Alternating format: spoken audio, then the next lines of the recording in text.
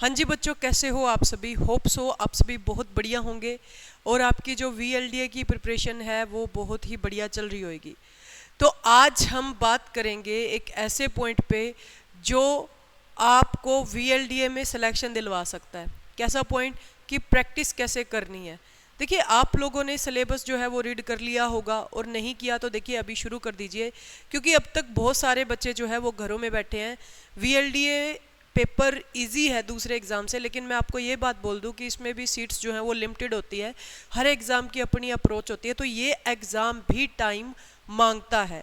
तो इस वजह से आप बात करेंगे कि सिलेबस के बाद में प्रैक्टिस कैसे करनी है और सिलेबस को एक तरीके से अगर आपने नहीं किया तो उसको कैसे हैंडल करना है। और उससे पहले मैं आपको बता दूं कि अपना जो न्यू बैच जो है वो 14 मई से स्टार्ट हो रहा है और उसके लिए डेमो क्लासेस जो हैं वो मंडे से ही हमने स्टार्ट कर दिए हैं। डेमो क्लासेस मंडे से ही स्टार्ट कर दिए हैं और 14 मई से प्रॉपर बैच जो है वो स्टार्ट है। मंडे से ही डेमो क्लासेस आप लगवा सकते हो, ठीक है। और डेमो क्लासेस जो फर्स्ट 10 कैंडिडेट होंगे डेमो क्लासेस के लिए और अपना रजिस्ट्रेशन करवा देंगे, उनके लिए फीस में खास कंसेशन भी रहेगा और वो हम 2 दिन की डेमो क्लासेस दे ही रहे हैं। अगर आपको अच्छा लगे तभी आप एडमिशन लेना। तो अब यहाँ पर देखिएगा कि देखिए सिलेबस के बारे में मैं आपको जिक्र कर चुकी हूँ पहले भी। और एक बात और ध्यान में रखना कि इस बार मैथ जो है वो 20 मार्क्स का आ सकता है।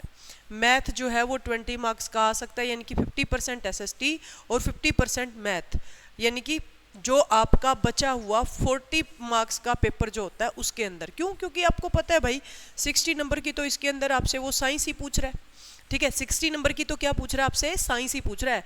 और लास्ट टाइम क्या हुआ था कि 30 मार्क्स की SST आई थी और 10 मार्क्स का क्या आया था? मैथ आया था। लेकिन इस बार ये चांसेस हैं कि मैथ जो है वो 20 मार्क्स का आ जाए। तो मैथ को ऐसे सोच के इग्नोर मत कर देना कि ये 10 मार्क्स का ही है। तो जब तक कोई प्रॉपर नोटिफिकेशन हमें नहीं मिलती तब तक आप ये बात ध्यान में रखना कि मैथ को प्रॉपर तरीके से लेके चलना है साथ में।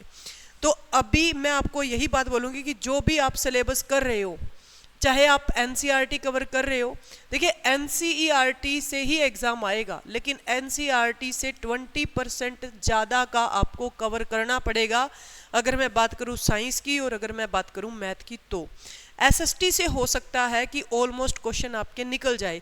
लेकिन अगर साइंस और मैथ की बात करते हैं तो NCERT से 20, जितना NCERT में दे रखा है उससे 20% ज़्यादा आपको करना पड़ेगा। और लास्ट टाइम की अगर मैं आपकी कट ऑफ की बात करूं तो लास्ट टाइम की जो कट ऑफ गई थी वो 85 मार्क्स जो है वो कट ऑफ आपकी गई थी। तो इस वजह से मैं आपको यही बात बोलूँगी कि कोई भी सब्जेक्ट इग्नोर करके नहीं चलना है। तो अब प्रैक्टिस करनी कैसे है? तो प्रैक्टिस के लिए मैं आपको बताऊंगी कि जो भी सबसे पहले तो आपने क्या करना है जी, चैप्टर वाइज प्रैक्टिस करनी है।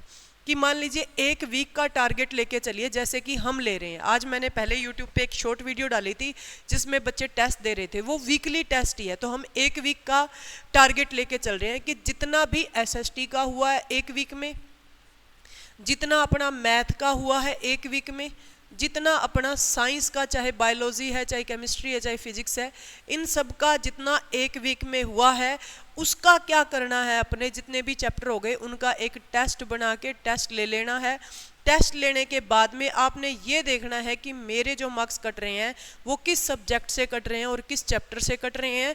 उसी चैप्टर को आपने दोबारा से क्या करना है? रिवाइज करना है और उस चैप्टर के कम से कम 50 to 70 MCQ जो हैं वो क्या करने हैं? आपने लगाने हैं, ठीक है। और बहुत जल्दी जो टेस्ट सीरीज है वो हमारी भी आपको अवेलेबल हो जाएगी। और उससे पहले मैं आपको ये बोलना चाहूँगी कि अपनी ना एक बुक है, बुक के अंदर हर एक चैप्टर के अंदर 50+ SST में क्वेश्चन दे रखे हैं। और अपने साइंस में तो काफ़ी ज़्यादा क्वेश्चन, अब जैसे कि लाइफ प्रोसेस का चैप्टर काफ़ी बड़ा है तो वहाँ पर 150+ क्वेश्चन जो है वो दे रखे हैं। तो वहाँ से आपको एक आइडिया निकल के सामने आ जाएगा कि भाई मेरे को करना क्या है, किसके लिए, कि मेरी प्रैक्टिस में कितनी इंप्रूवमेंट करनी है, मेरी तैयारी में कितनी इंप्रूवमेंट करनी है, वो प्रैक्टिस से पता चलेगा।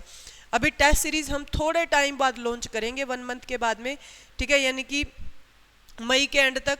लेकिन उससे पहले आप बुक लेके 360 जॉब टारगेट की बुक लेकर आप जो है वो परचेज कर सकते हो बुक, कैसे? 9812630162 पे कॉल करके, ठीक है, इस पे कॉल करके 520 रुपये की किताब है, बाकी जो कुरियर चार्ज है वो आपका अलग से है, और अगर फतेहाबाद आके लेके जाओगे तो कोई कुरियर चार्ज नहीं लगेगा, 520 रुपये की ही किताब मिलेगी। अच्छा, अब आप आते हो अगर ऑफलाइन बैच में, तो बुक वगैरह आपको बिल्कुल फ्री ऑफ कॉस्ट मिल जाएगी, पीजी वगैरह की फैसिलिटी आपको मिल जाएगी। फर्स्ट 10 स्टूडेंट के लिए फीस में बहुत ज़्यादा कंसेशन है, तो रजिस्ट्रेशन आप करवा सकते हो अभी के लिए ही, ठीक है, फर्स्ट 10 स्टूडेंट्स के लिए। और उसके बाद में फीस तो भाई अपनी वैसे भी आप चाहे मर्जी पता करवा लेना, बहुत कम है। लास्ट टाइम के रिजल्ट भी थे, बहुत बढ़िया रिजल्ट थे और जेन्युइन रिजल्ट थे, तो इस वजह से मैं आपको बोल रही हूँ कि इस बार हमने ऑफलाइन में बहुत बढ़िया रिजल्ट जो है, हम इम्प्रूवमेंट देखते हैं बच्चे की हर एक टेस्ट में कि कितनी इम्प्रूवमेंट हुई है, किस सब्जेक्ट में गलती है, और उसी सब्जेक्ट को पे बच्चे को फोकस करने के लिए बोला जाता है। तो ये सारी की सारी गाइडेंस, देखिए सेल्फ स्टडी तो आप वैसे भी कर ही रहे हो, और अगर एक ऐसी जगह आपको एडमिशन मिल रहा है जहाँ पर एडमिशन मिलने से आपका कैरियर बनता है, तो अगर उससे कोई एक्स्ट्रा सोर्स आपको कुछ पैसों में मिल रहा है तो आपको ले लेना चाहिए, मैं ये बात बोलती हूँ। तो अगर आपने, चाहे आपने ऑनलाइन बैच लेना है, चाहे आपने ऑफलाइन बैच लेना है, चाहे आपने इस टाइम पर बुक लेनी है, आप कॉल करेंगे किस नंबर पर? 9812630162 नंबर पर आप कॉल करके इस बैच की सारी, इस बैचेस की और बुक की सारी इन्फॉर्मेशन ले सकते हैं।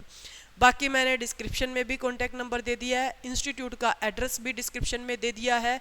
आप क्या करेंगे, एक बार कॉल करके हमसे बैच की इंक्वायरी जरूर लेंगे, मैं आपको सारी फैसिलिटी बता दूंगी कि कैसे क्विज सेशन यहाँ पे चलने वाला है, कैसी प्रैक्टिस जो है वो यहाँ पर होगी।